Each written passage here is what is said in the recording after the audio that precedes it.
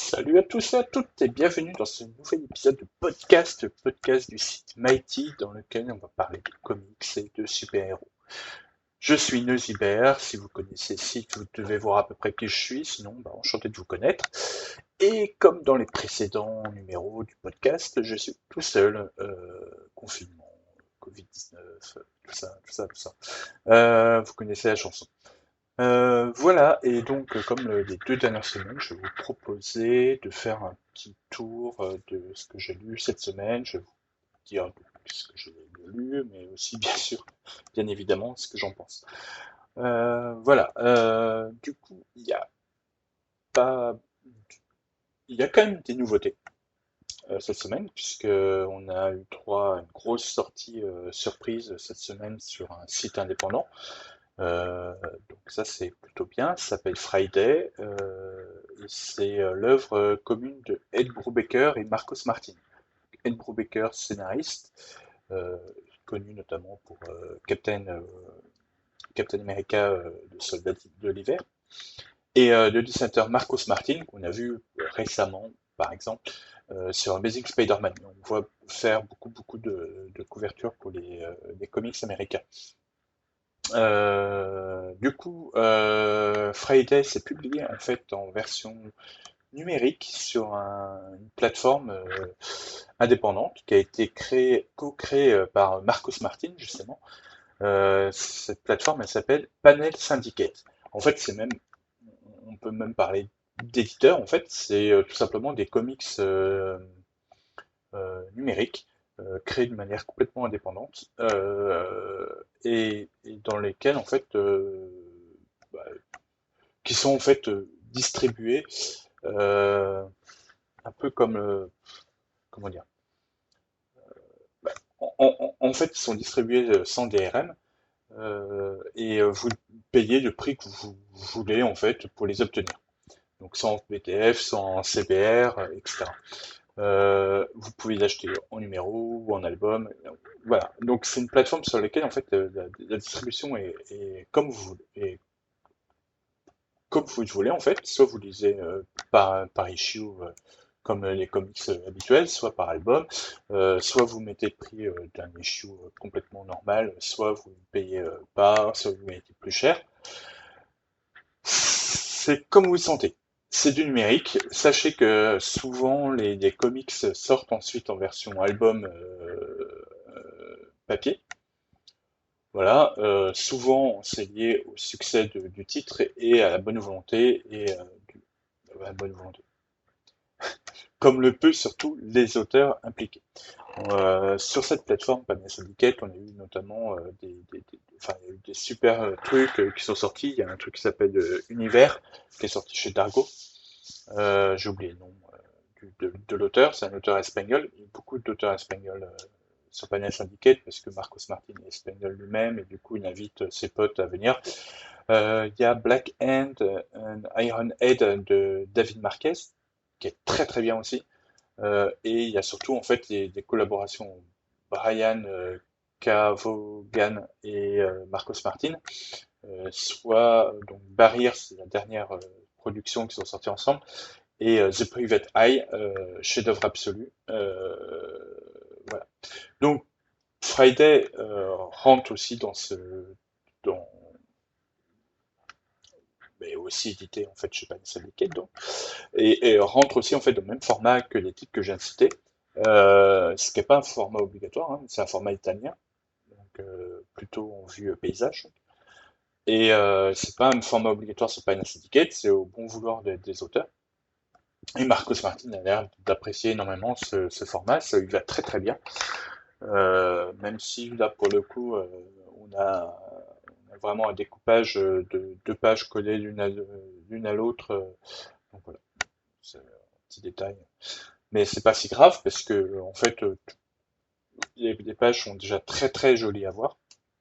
Euh, Au-delà du travail de composition de Marcos Martin sur chaque case et surtout les couleurs, j'ai oublié le nom du coloriste.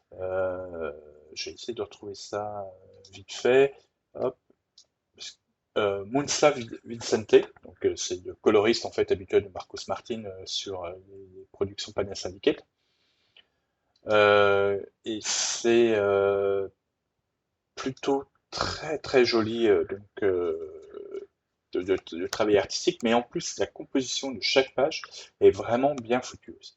Il y a vraiment un travail sur découpage qui rend en fait chaque page, t'as envie de la regarder juste en vue d'ensemble avant de commencer chaque case.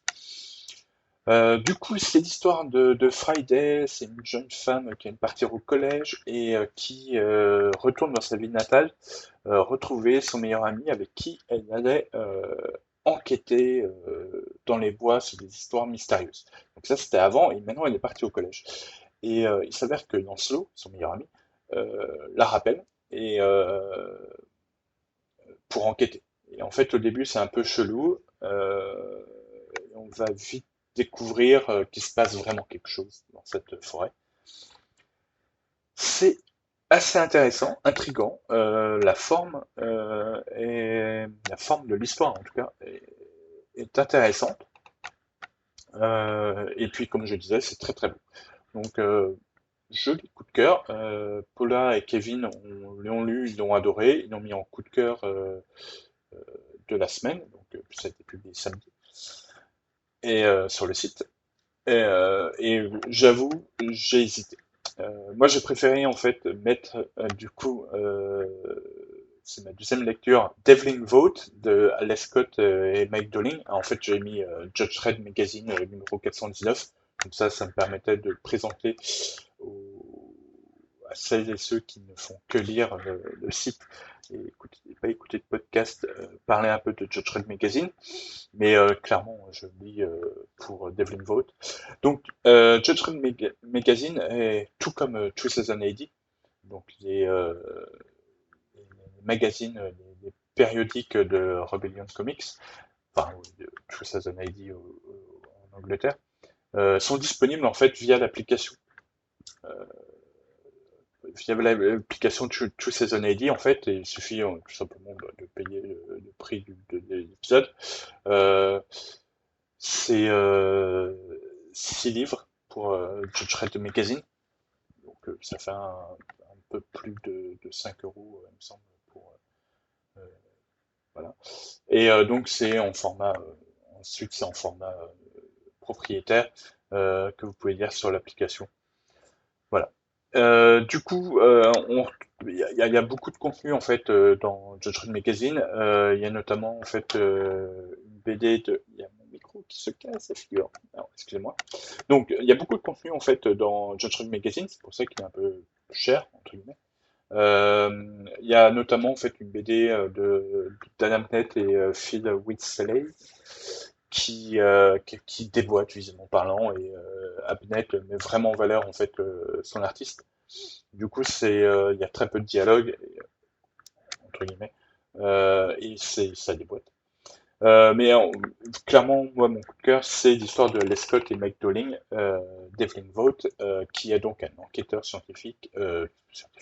un enquêteur paranormal qui doit cette fois-ci affronter des gens qui sont possédés. Mais donc il va les combattre à sa manière, c'est-à-dire la tête en bas, il va jouer aux croquettes avec leur tête. C'est plutôt, la première scène est assez drôle et violente, et ensuite, vu que ça se passe sur un paquebot, tout se passe en fait sur l'eau, hein. On a eu droit à des scènes assez cocasses d'ailleurs, avec le godemichet démoniaque de Devin Vote qui tombe dans l'eau et qui revient à la nage. Bah là en fait, donc ça se passe dans le bateau et quand en fait Devlin Vote a combattu en fait, il a possédé, il arrive sur Balken et bah, sur la plateforme du bateau, excusez-moi, sur le pont, voilà, du paquebot.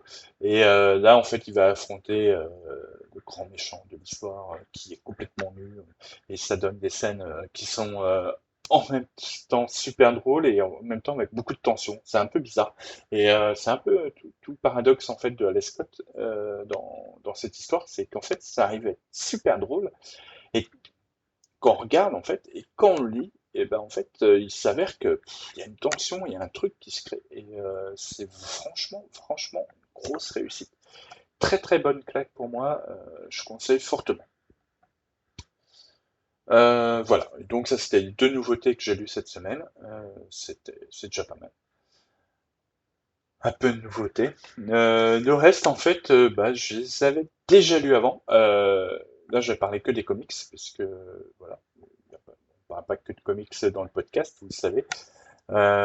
Du coup, en termes de vieillerie, c'est des trucs que j'ai lus et que j'ai il n'y a pas longtemps en fait, et que j'ai relu cette semaine pour préparer les articles qui sont liés. Parce que ça faisait un moment en fait que j'avais prévu de les écrire ces articles et j'ai un peu oublié certains trucs. Voilà.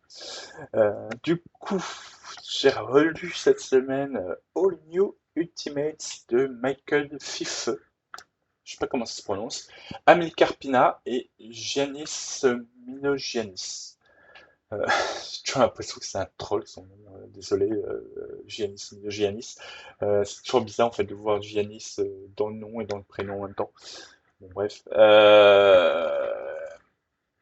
Bref, c'était pas drôle. Ça me fait rire. Du coup, au New Ultimates, alors, je sais pas si vous vous rappelez, ça fait partie en fait c'est publié chez Marvel, ça fait partie en fait de la gamme Ultimate, la gamme Ultimate qui était née au début des années 2000, 2001, je crois, euh, avec donc ce qui était un revival en fait, un univers tout nouveau pour les nouveaux lectorats Marvel euh, qui lançait en fait tout simplement cet univers pour attirer des gens qui voulaient lire les comics après avoir vu les films. Du coup, on avait commencé forcément avec Spider-Man et X-Men, puisque c'était les deux grands films qui sont sortis. Et puis, sont arrivées d'autres séries comme Ultimate, tout ça, tout ça. Et donc, autant en fait le début était très très prometteur, autant c'est vite parti en live. Pardon, excusez-moi, c'est pas le Covid-19, je vous rassure. Du coup, c'est vite parti en live, notamment avec Ultimate 3 par Jeff Loeb et Joe Madureira. Puis, il n'y a rien qui a vraiment rattrapé. Et du coup, en fait, autant il y a eu vraiment des très très bonnes histoires, comme par la suite, je parlais de Vaughan tout à l'heure, par exemple, c'est Ultimate X-Men, il y avait vraiment des choses très intéressantes.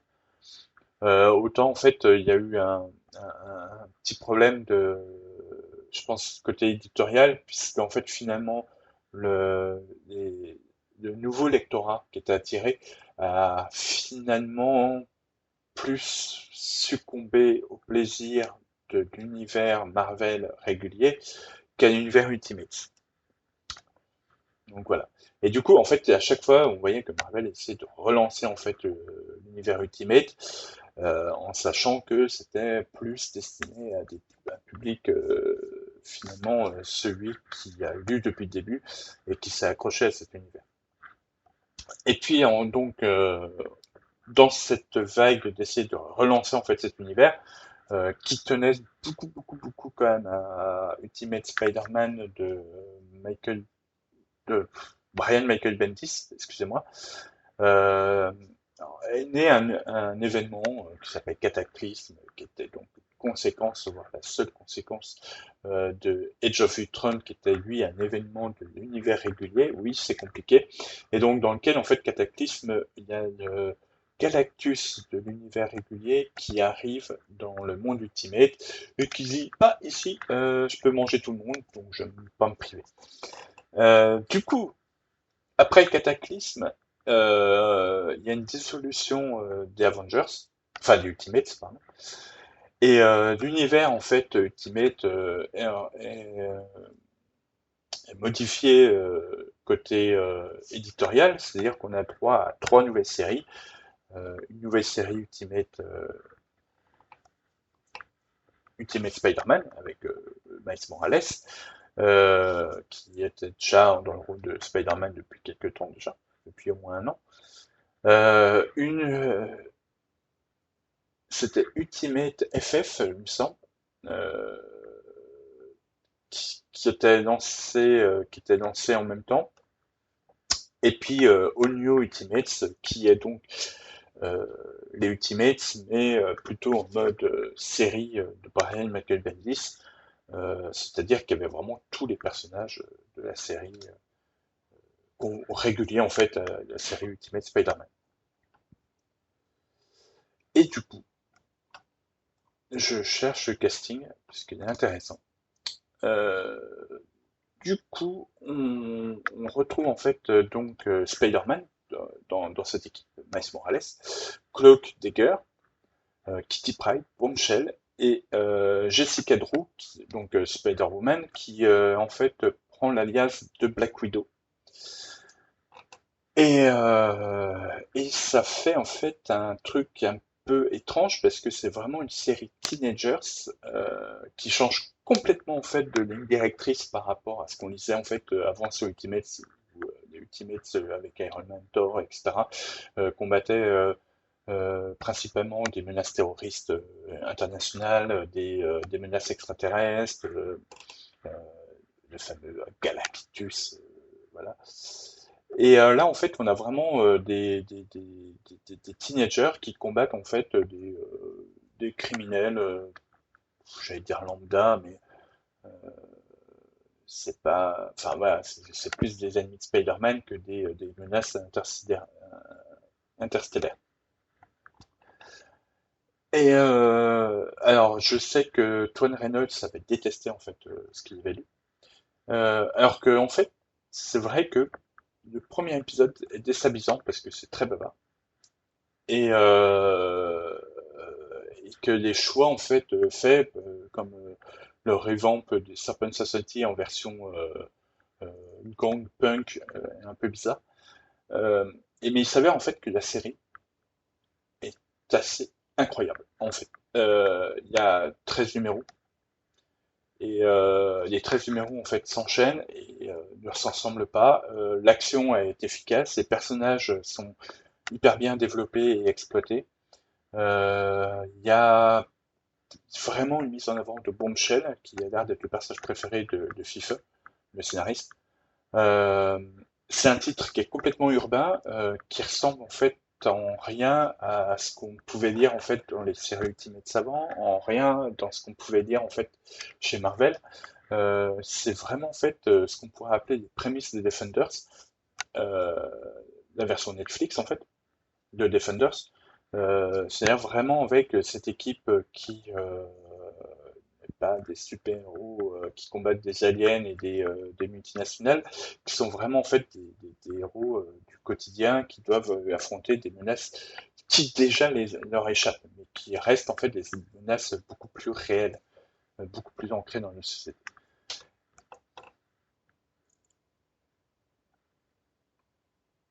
C'est plutôt excellent sur plein de trucs. C'est une série avec beaucoup de diversité aussi dans son casting, beaucoup de personnages féminins, beaucoup de personnages euh, issus de minorités sociales. Il y a beaucoup de, il y a, il y a- il y a- il y a des discussions aussi autour de ça, qui viennent pas du tout plomber le rythme, qui sont là en fait de manière très très intelligente pour créer en fait de la cohésion de groupe. Il arrive à placer en fait des discours, j'allais dire politiques, mais oui c'est un peu ça, en tout cas sociétaux. Et c'est vraiment un titre particulièrement réussi. C'est sûr que niveau dessin, on n'est pas trop aidé. Les dessins euh, alors, déjà les dessins de Giannis Milono Giannis, donc qui s'occupe en fait du deuxième arc et le dernier arc principalement, euh, sont pas aussi bien que ce qu'on peut voir en fait ce qu'il fait actuellement sur Ronin Island. Et Ami Carpina, c'est vraiment vraiment très très comics underground. avec une colonisation un peu flashy. Enfin, c'est un peu particulier. En plus, on rajoute à ça le côté, le style de Michael Schiffer, qui est un scénariste complètement indépendant, euh, qui,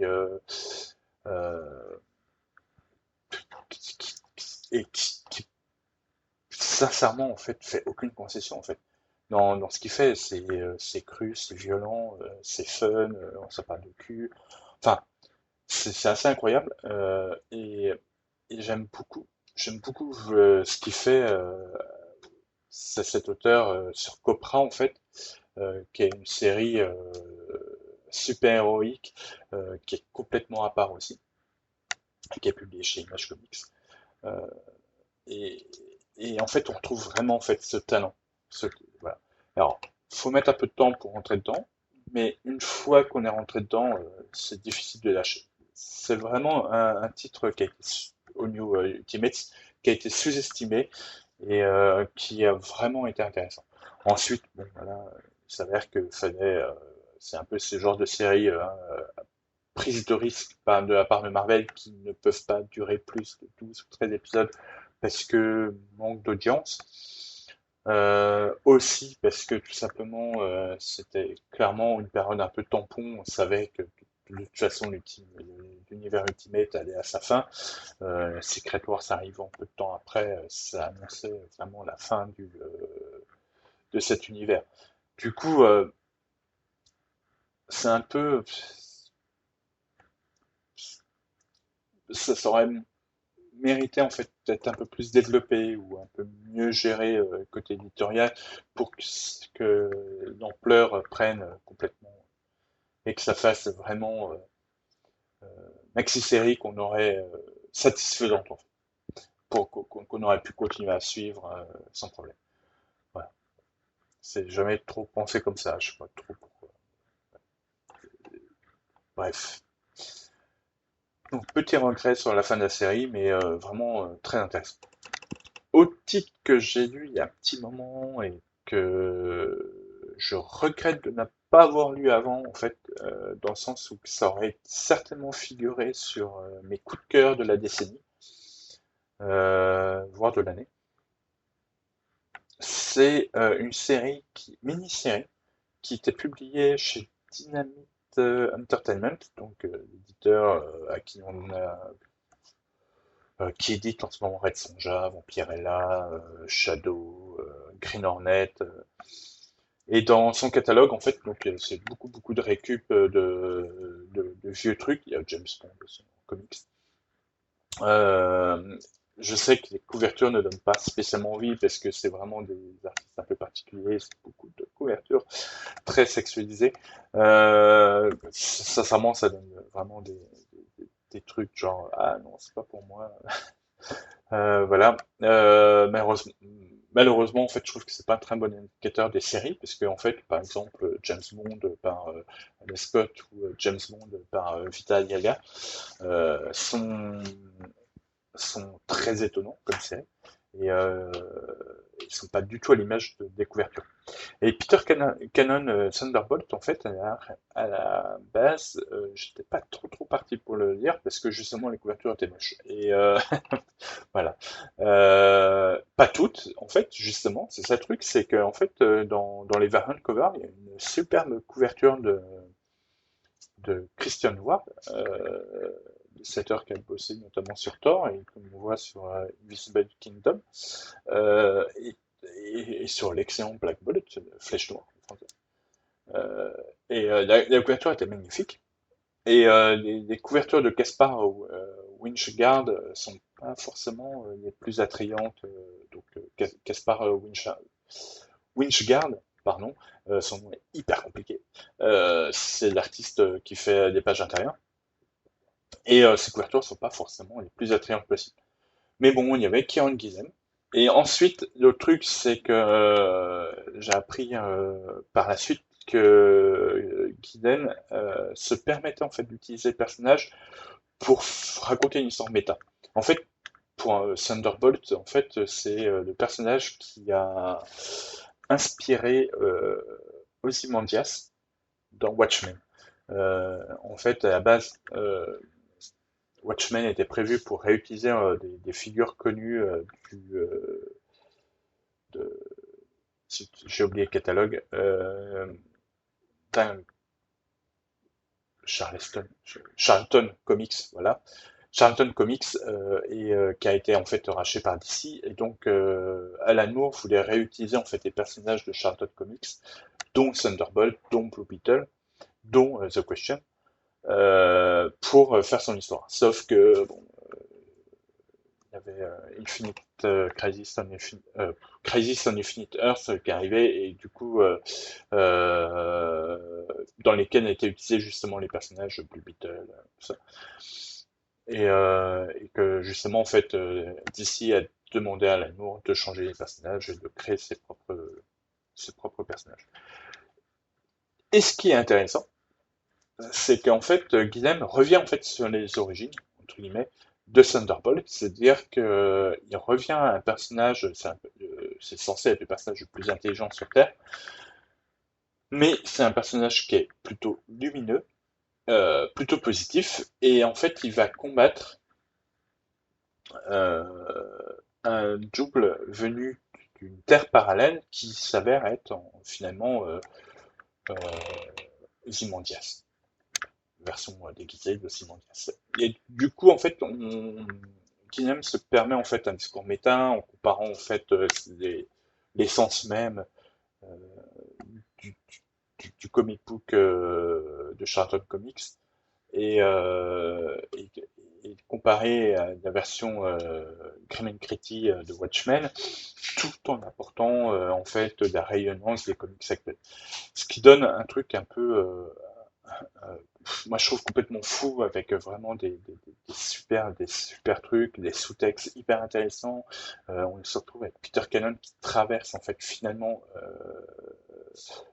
toute la, euh, tous les, comment dire, l'essence même des comics, en fait, toute l'histoire des comics. On s'en va du Silver Age, en passant par Comics Indé, en passant par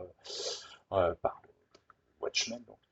Et, euh, et il s'avère que l'histoire est relativement simple. Hein. C'est juste un personnage qui va combattre son double maléfique. Mais on va avoir des propositions des propositions très intéressantes avec vraiment des découpages en gaufrier de cases qui s'avèrent être des portails vers d'autres univers. C'est riche et c'est hyper bien foutu et super bien écrit.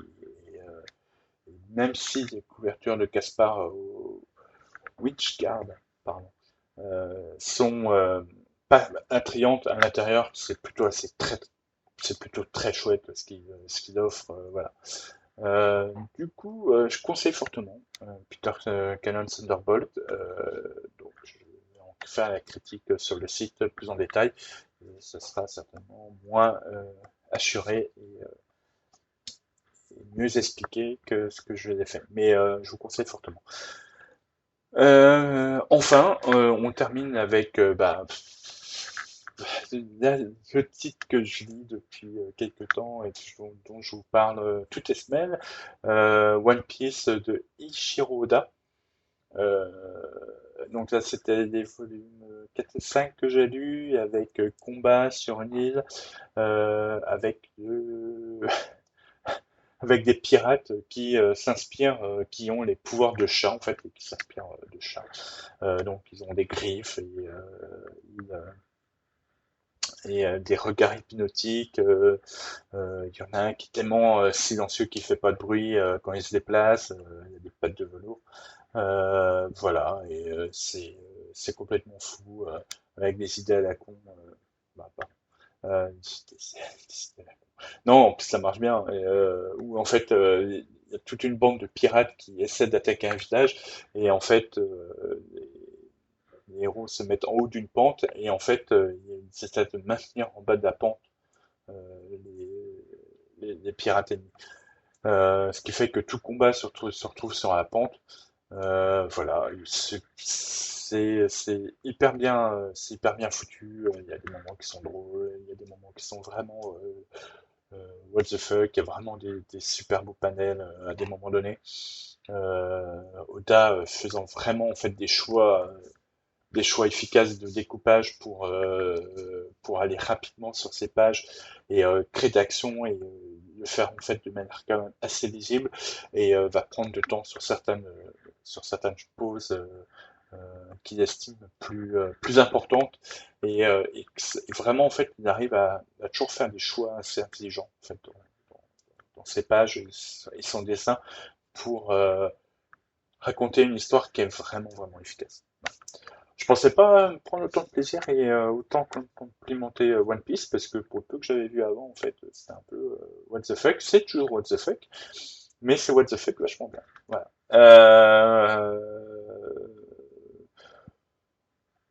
En plus, au-delà de ça, on ne voit pas de pattern régulière se créer dans la série.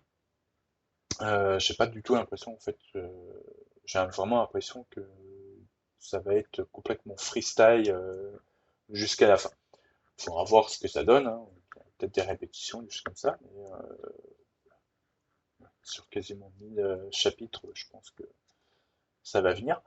Mais là, ça sort un peu du lot. Voilà. Et ben voilà, c'est tout pour moi cette semaine. J'ai rien lu de plus pour le coup. Beaucoup de travail. Je sais pas pour vous, le confinement fait qu'on bosse quand même un peu plus que d'habitude finalement. J'aurais préféré lire plus de comics. Voilà. Bon, bah sur ce, je vous souhaite une bonne fin de semaine. Normalement, l'article devrait être publié, le podcast devrait être publié lundi midi, donc la semaine ne fait que commencer.